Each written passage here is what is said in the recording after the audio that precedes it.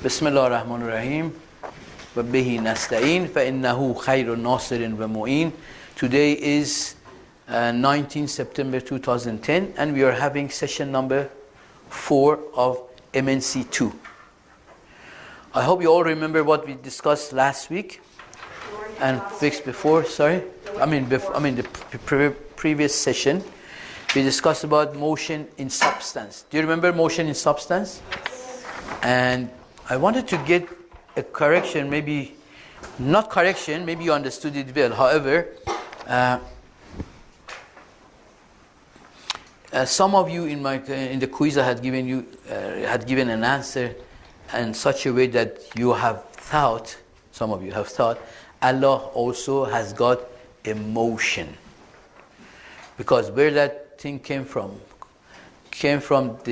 my explanation of completion giving motion and completion seeking motion. Do you remember that? Harakat kamali, harakat istikmali. I said it. So, but remember, I'm making it clear now, maybe I did not do it last week, that when we talk about that motion with the definition I gave, that motion is, or harakat johari is, when something grows out of potentiality into actuality gradually. You remember that? That was the meaning of that motion in substance. But does that apply to Allah? Does Allah have any potentiality? Does anyone think Allah has got any potentiality? Allah is full of actuality. He is only actuality. He doesn't have any potentiality. So that type of motion in substance does not apply to Allah subhanahu wa ta'ala. What you might take, however, as Allah having motion not with the same definition of motion, that Allah gives completion and perfection to other beings. In that way, you are right. So remember, I'm just made it clear, so you do not get confused that Allah does not have any potential, so He does not grow into any actuality. He is already an actual thing. So that's one thing. Yes, he has motion, or no, he doesn't have motion? He does not have motion with the definition of motion in substance. Yes, but with the definition of giving completion, giving completion, yeah, he does. Yeah. Because the reason I'm making this clarification, because the definition I gave you for motion was growing from potentiality to actuality. So I want you to remember that type of completion giving motion.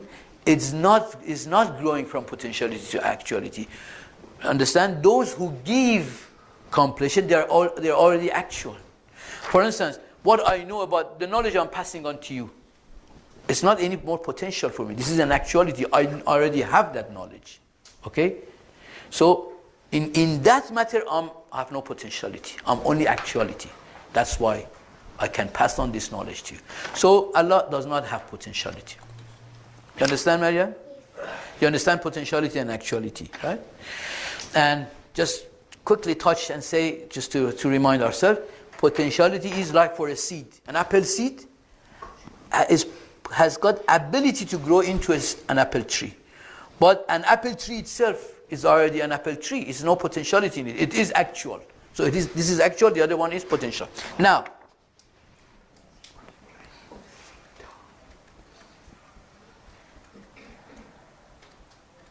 what gives motion or growth to beings from potentiality to actuality? So, because when we talk about harakat or motion, there is something in Arabic, they call it muharrik. Muharrik means motion giving. What does give motion to these beings, to these potentials? Intellect.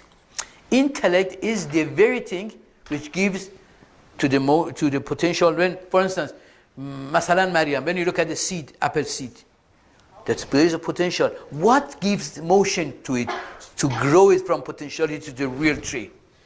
Intellect. It is an intellect which brings things out of potentiality into actuality. Is it easy to understand?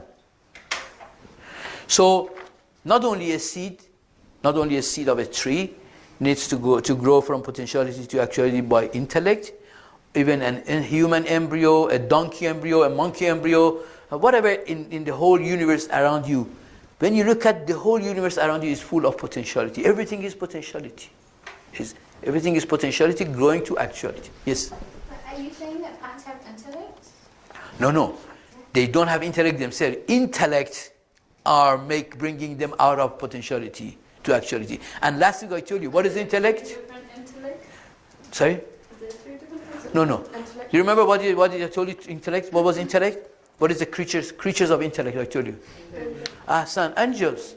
That means angels are growing them, bringing them out of potentiality into actuality, because angels are intellects. They are intellectual beings, so they can do that. So anything. So that, what does that mean? Basically, we said the whole creation, the whole universe, material universe, is in a motion of substance, a motion in substance. That means the whole material universe is growing from, these are the important, we are getting more difficult and more difficult. See, everything in the whole material universe is growing from a potentiality to an actuality. You look around, it's all about this. It's all about this.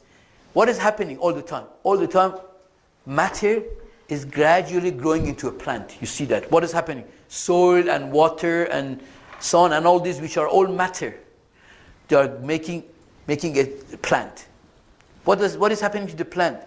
All the time this plant is growing until an animal eats it. It gradually converts into an animal. And we eat the animal. The animal gets converted to human. So this motion of matter to plant to animal to human is all the time happening in the whole creation. Can you see that? If you look around, you will see that all the time, all along this is happening. Matter is converting to plant is converting to animal is converting to human. Sometimes we do eat the plant, of course. The plant goes without that animal, becomes part of us. This topic is very important, essential. I am not going to go to all the technicalities of it, because it's beyond today's class. The level that we are discussing.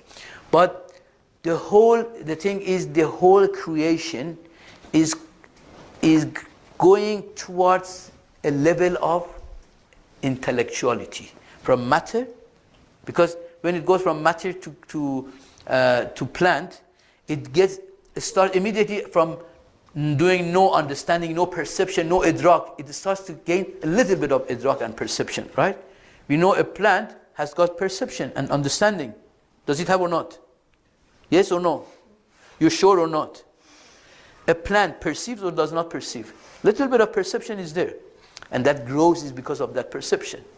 But when the plant is eaten by an animal and becomes an animal, it gets a higher degree of perception, a higher degree of idrak and understanding. You agree with that? Yes? Yes? No, you don't have to. This is the issue of tasawwur and tasdiq, exactly, is here. Tasawwur means you think about these things, you bring them to your mind. This is tasawwur, imagining what I say. And then if you can acknowledge it, then you have learned it. That means that's the process of learning. Yes? I didn't get the part you said. You know how animal eats plants and it becomes plant something? I didn't get it that part. What do you mean by that? Okay. That's a food chain which is happening in the whole earth. But I tell you, because you have not been here, you can. I can give you the audio clips of the last 2-3 weeks. You can listen to them. That helps you. But what I'm saying is this again. You look around, you will see all the time. So much of plant making is happening on the earth. What is being converted to a plant is matter, is soil and all the minerals of the soil, right? Copper, zinc, this, that, and all the things that salt and everything which is in the soil is being absorbed, and also the water and the heat of the sun and the air, and they all get together so that they can create a plant. They convert to a plant. Is anyone here who does not agree with this? Can you see otherwise around? So this is obvious, right? But what here you can see a non-animating, non-moving, or in Farsi we say bijan, matter, right? or lifeless things. Matter is lifeless, right? Becomes lively. When it converts to a plant, that means it becomes lively. There is a little bit of life in it now. Because it grows, it moves, it little bit of perception. Do you agree, Narjis? Yes? You don't have any problem with that? I'm just a little bit lost because I wasn't here in the last one. So I'm just reading the Miguel and Kumel's text papers. No, don't do that. Because then you miss what I say now, and then next week, then you have to read this week's. Okay. No, inshallah, you can listen to the audio if you want. So, if you see all the time when any new plant is growing, or new plant is created or made, that means the matter is being converted, something lifeless thing is converting to a lively thing. It becomes a plant. Plant has got a little bit of life in it, right? Now, when the plant is eaten by an animal, we know that animal has got more perception, more life, more understanding. So that is when that plant is converted into a higher life state. Yes. No one gets the second question. I'll come and explain. But let me see what it is. What does a seed need to grow? I just said that 4 things. I just told you How can we make our human soul? go in regard to treatment of our animal soul. Well, think about it. If you don't know, don't answer. That's fine. What do you have to do with your animal soul to make your human soul grow? That's it. Control it? Oh, that's one of the things. Okay. So, anyway. So when we are converted to human, when that plant is eaten by an animal, that plant is no more plant. It's converted to a higher level of life. Because what happens when we eat things? What am I made of now? Rice and potato and meat and vegetables, right? Sorry? Your time is up. No, that was their time. Let them write. That's fine. Let me just give them a little bit of warning. Between the human, one is more alive than the other one? We reached it. Good. Don't go ahead of me. Okay. So when a plant is eaten by a human, no, I was just telling you what I'm made of. You told me this, and meat, and peach, and plum, and everything, right? Whatever I eat, I'm that. And we know that basically, if the mother does not feed the child in the womb, that doesn't grow. So basically, we are made out of the food at the first place. Now, then we eat when an animal eats a plant, let's say, I don't know, some vegetables, that vegetable becomes in the digestion system, and that process becomes part of that animal. Next day, you cannot separate it. If you cut the animal into 1,000 pieces, you cannot say, this is that vegetable he ate yesterday, right? It goes so much part of you. You cannot separate it anymore. So that means at the same time, that also means that plant has become an animal. Can you not say, for instance, when I had coffee yesterday morning, that you can say that coffee has become Saeid Bassam. Is it not? Is the coffee Saeid Bassam or not anymore? Is it? No? You look at me, you see coffee in me? He's looking at me to see I'm a coffee or not. I didn't say that I'm a coffee. What I meant is one of the things which has made me is the coffee I had yesterday. No, that's true. When you look at me, do I look like an apple? No. The apple is me now. That apple has become Saeid Bassam. So that plum or that plant has become not that, for instance, that horse that has eaten that. Okay? So basically this is true. As I said, you cannot go and open up the horse and take that vegetable out anymore. Finish. That vegetable has converted to a horse now. So the combination of all the things for that horse has made the horse what it is. So when for instance, when we slaughter a cow or a lamb, or when we eat that, what happens to that lamb next week? Can you take it out of me? Do I look like a lamb? No. No, of course not, right? But still you can say lamb has become Saeed Bassam. Can you not? Right? So make sure you don't eat donkey. Okay? If you eat donkey, then you say donkey has become Seyed Bassam. You don't say that. So only eat things that Allah, that you like to be associated with. So when then here is when human being eats that animal, the lamb or the cow or the shrimp or the fish, basically those shrimps and fish and animals, they become Seyed Bassam, so they're part of me. But here is what has happened so far, from the matter to plant to animal to human being. What has happened?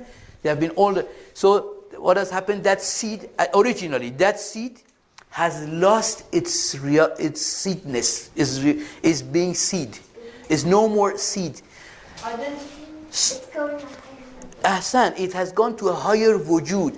So a seed to become an animal is very important and not difficult, but it needs your mind, it needs your attention.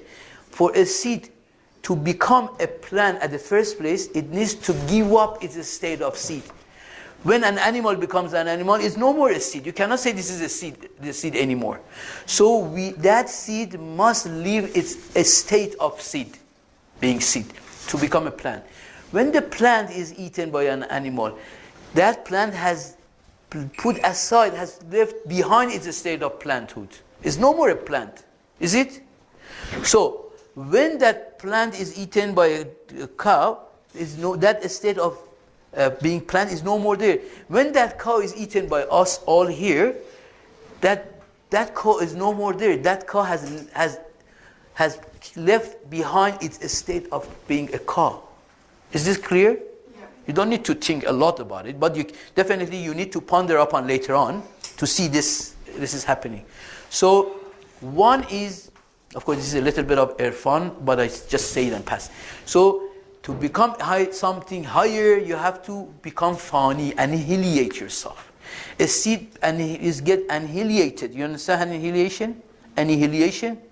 Yes? Annihilate. Sorry, annihilate. Yeah.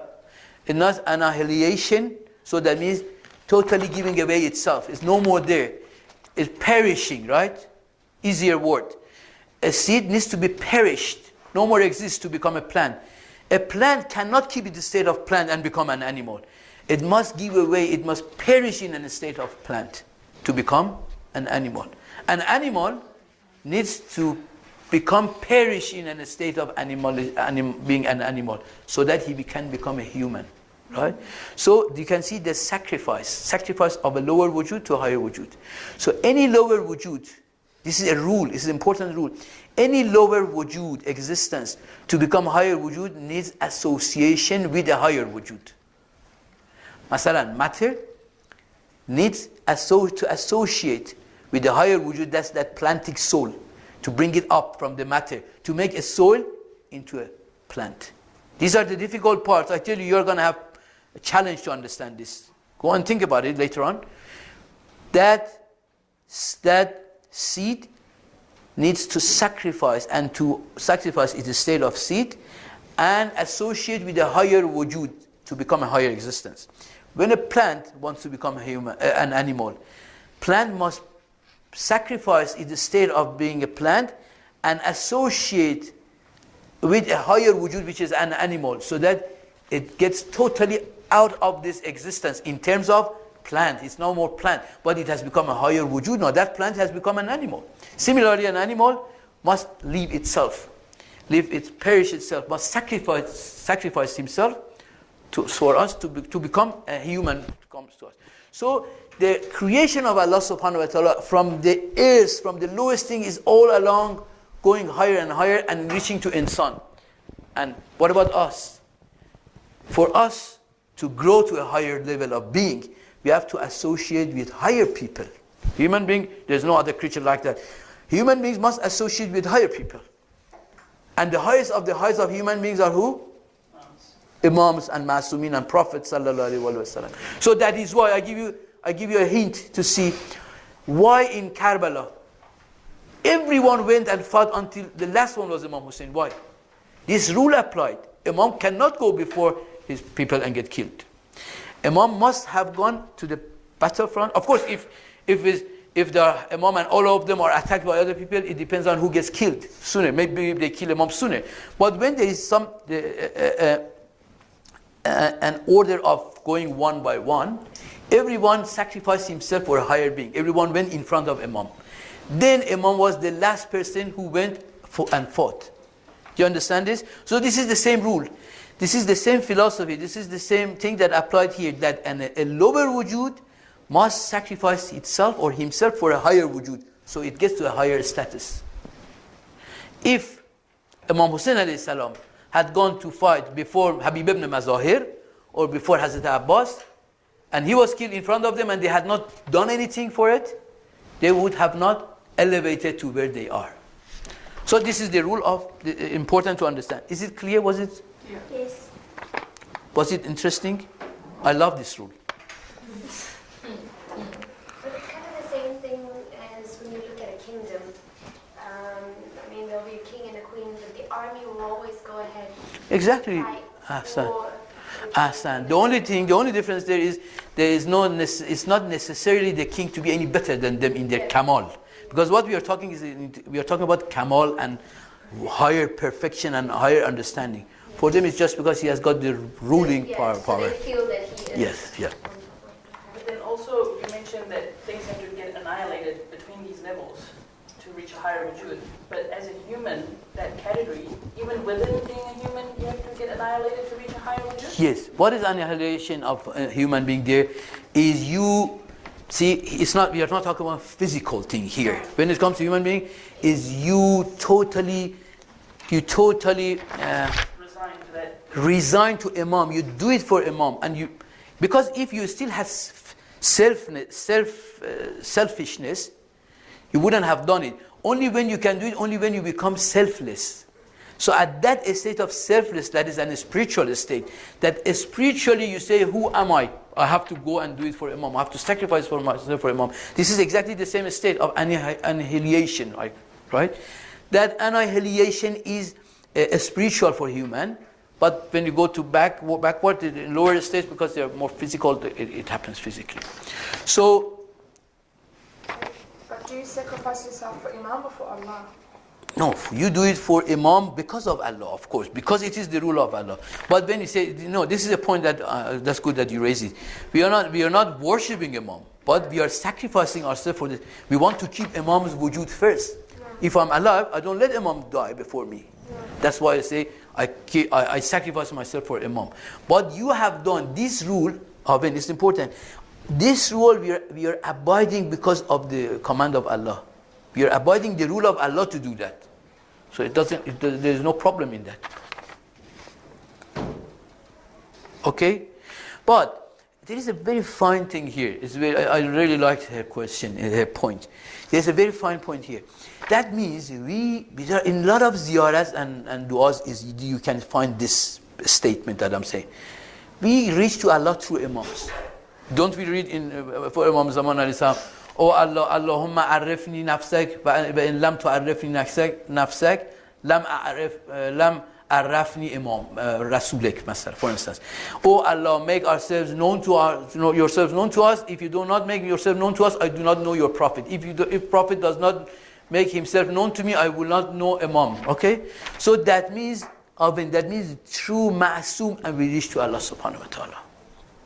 And that is that is the reason that we say people without wilayat, we have so many ahadith we have that without wilayat no a'mal is accepted. That's for the same reason. This is from Imam Baqir alayhi salam, a very strong and authentic hadith that first your wilayat is presented, and if it was accepted, then your other a'mal is accepted. Anyway, let's not make this too much of a irfanic topic. Let's go. So in this level, you remember also another thing that we discussed last week was everything in its state, like even an egg, we said an egg is complete. But compared to a higher state is incomplete, right? Like a bird is complete in being bird, but is incomplete compared to a chicken, right? So, although they are all perfect in their state, who is higher? No. When we compare between the two, maybe I'm talking between egg and chicken. Why? So what is the rule? The higher wujud, the more intense wujud is more worthy. It's more worthy. So that's why Allah in Quran says He has created the whole creation, the whole animals for us. We can kill animals and eat them, can't we? So because we are a higher wujud, we have got more understanding, we have got more perception. Maybe not Saddam, maybe he was not even, and animals were better. Yeah, it was a degradation. No, honestly, it was a degradation for that poor animal. I don't know, maybe he had done something wrong that he became part of Saddam's. No, that's true. So, He is a good example for us. Sorry? You've been using Saddam Yes, as an example we for all- all. MashaAllah, Alhamdulillah, at least he's being useful now. So, you remind me sometimes use Hitler too. So, it is important to understand that intensity, whoever which has got a higher intensity of wujud is more worthy, more valuable. And everything else must sacrifice itself for that, until that level of wujud.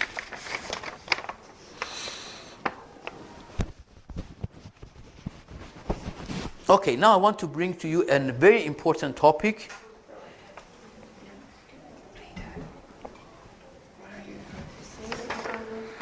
Khair, do you all faced this issue of khair and shar? Evil and good. Yeah? Good and evil, sorry. Shar and khair, I said it otherwise. So, good and evil, or khair and shar, is one of those topics that really engage people's mind and is not very well understood. When an earthquake comes, we say, what is this? When a tsunami comes, when we say, what is this? Everyone starts to doubt the justice of Allah subhanahu wa ta'ala, and then, and especially people without faith, or with very weak faith, you know that they curse the whole creation. But imagine, I'll only give you a few examples. Really to understand good and evil needs only a few examples. For instance, is rain good or bad? Good within limits. No. Who says that? What do you make condition for it? Yeah, because What do you make condition for it? fire than the rain. No. Wait. See, let's see. Let's go back to some of our rules we had. Everything is good within its own limitation. No. Yeah. No. But the rain is Okay. for crops. Okay. Listen to me now. Thank you very much for your points. No. Listen to me now. We said everything is every wujud is khair. This is a rule. Wujud is khair. Right? Mariam, do you understand? Yes. What is khair? Khair means good. Good. Whatever exists is good. Of course, you will ask me, what about shaitan then? Is he good? Yes, he's good too. Yeah. Wait a minute. Don't go there. Wait. No, sorry? He was. He used to be. Okay. Listen. No, okay, please. No, you don't have... Sorry, let me see if there is it. It's already 28 minutes, so I cannot enter this topic. We cannot finish. I have only 7 more minutes to finish. Okay? So, wujud is khair and good. Because every wujud, we discussed, every wujud has become from a wujud. Wujud does not come from Adam, right? Think, wujud, existence, does not come from non-existence. What was the first existence which the rest of the existence came from? Allah subhanahu wa ta'ala. So you can see every existence has come from another existence, and that existence has come from another existence. So ultimately it goes back to Allah as the first existence. So how can they be not good? Only because from good comes out. Bad does not come out. Right? That's one rule. The other rule. It rains. Right? And somebody is making a building. You know that rain for the building is not bad, is not good. People have to stop. The person here starts to curse the rain. What the untimely rain, and it, because he has to pay for all the labor he has. Like for 1 week it rains. But imagine the other side, only 1 kilometer away, a farmer has just planted some seeds. That rain is beautiful for him. He starts to praise Allah and do hamd of Allah. Oh Allah, thank you very much. Such a timely rain. Right? Storm for a camp. No. Okay. A good one. Again, one of those questions that I cannot answer yet. No, we get there gradually, okay? Or let's say, not a storm, but wind come, okay? Some wind. And you know that people in the past, just probably 40, still in a lot of villages and small cities, when they were harvesting the wheat, they need wind for, they had to air the wheat so that those what do you call it? The shells and things separate from the wheat. So they do need wind, right? But 500 meters away, some other people are doing something else that wind is not good for them. It's hurting their business. I don't know, they are, you say a business that wind is not good for, Zakir. Okay, no one knows. Okay, I remember I tell you later. No, but definitely the wind is not good for many, I mean, for... If you're carrying something and you want to get somewhere... If you are having your chador and going and your hands are busy, your chador goes away and you lose your hijab, for instance. Yeah. Okay, so anyway, or I'll give you another example. These examples happens. Two brothers or three people come out from their house. In the morning they're going out. We know that these are real things which happen. And they see a friend or a family or a relative, great hug, hello, how are you? And then that person goes and they go to their work. One brother, that day he sells, I don't know, a lot of fish. Let's say if he's in seafood. It makes a lot of profit. He says, you know that, it was a khair, it was so much khair. I saw that Mr. Abbas this morning, he was good. You know that people do believe in these things, that his qadam was good. You know, they say he had a good, I don't know, luck because I saw him.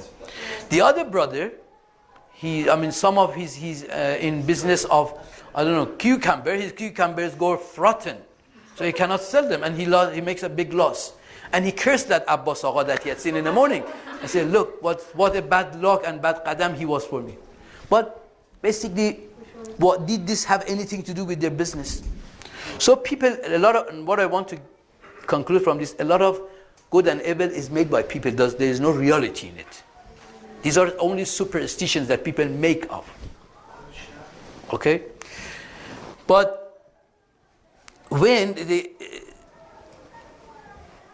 let's look at an earthquake. Yeah. An earthquake. What happens? What happens in an earthquake? You're the only engineer here? Yeah, Okay. The earth moves. We know that physically, that's something, if it doesn't happen, something else would happen. If all that pressure, imagine, for the sake of argument, that because earthquake is the result of some pressure of gas or things inside the earth, some plateaus of the earth. If that earthquake would not happening, what would happen? It should crack the earth, basically. But my argument is, why can't that crack go and happen somewhere else, like in Israel or somewhere? Don't be biased. No, answer to that. It happens there. No, answer to that is very simple.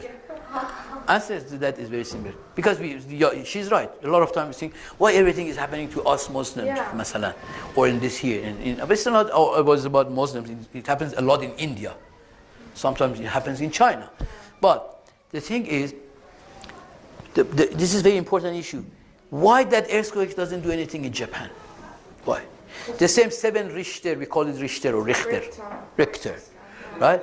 Scale. It comes in Japan. I was in a building, I remember 30 years ago, I was in Japan for a business trip. I was in 40th floor of a hotel.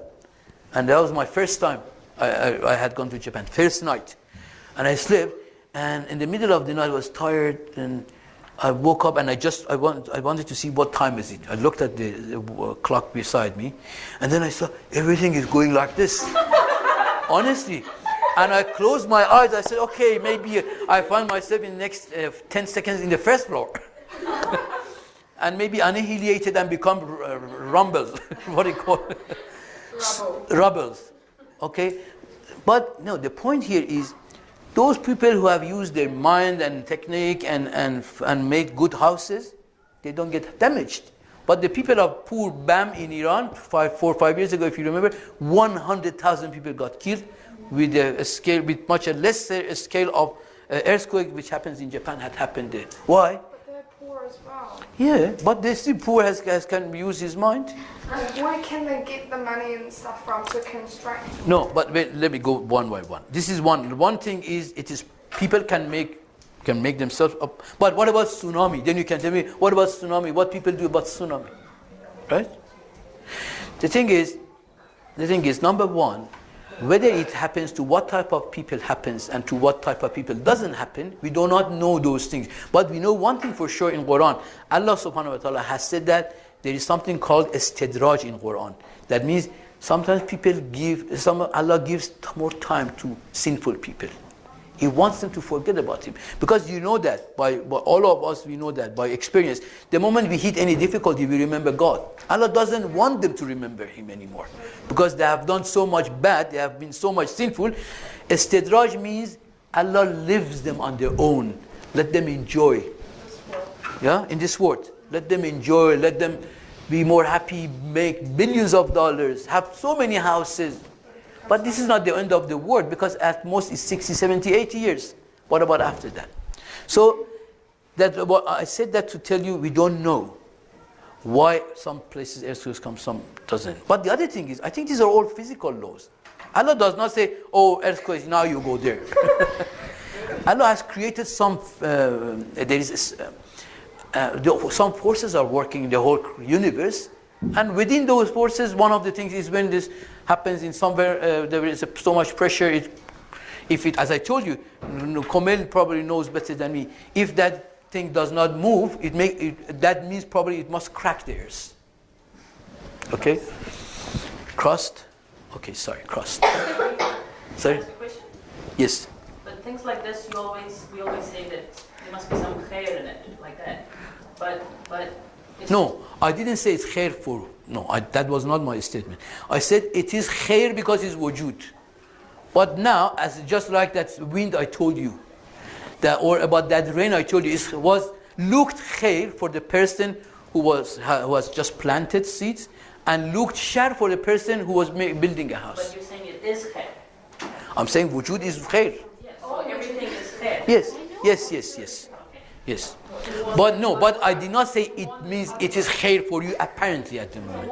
It may look to you shar. And it gets into really difficult situations where what I find really difficult to explain is when, like, say a mother loses a child at birth or something like that, and then everyone's like, why me? Why does it have to happen? And they blame God and they blame this, and then what can you say? You know? No, but remember, these are multifactorial things working in the universe. One of the factors of Allah is testing our people. We are tested within what is happening around. It's not that now someone takes it and say, sit here and do it. Within what is happening in the creation of Allah, because things are happening for a bigger purpose that we do not see. We do not see the bigger picture. Do we say that it's also khair then, isn't it? Sorry? That's also definitely. No, yeah, definitely. Definitely. I tell you, if that was... So, what was I saying? I want to wrap up. Okay, I said we do not know the bigger picture. We are being tested. Allah has got istidraj, leave people on their own. These are, as I said, it's a multifactorial thing. And the other thing is, if you think these are evil just because something happens to them, think about the lives of the prophets and Imam. What do you think about them? Have they had, show me one case only, apart from Hazrat Sulaiman alayhi salam, that we don't know even the depths of that as well, just apparently. Show me one case of prophets and imams have had a very easy life like other people, and they have not had calamities like Hazrat Yaqub losing his son, Hazrat Ayyub becoming sick, Hazrat Yunus going into the mouth of the belly of a fish, Prophet sallallahu alaihi wasallam losing his parents, Imam Ali, what happened to him? You look all along. So this is. Do you think these are shar? These are evil for them? What about Prophet Yusuf? What about him? He was in a well. No, but what I want to say. When he was a little kid. Yeah. that what I want you to understand, what I want you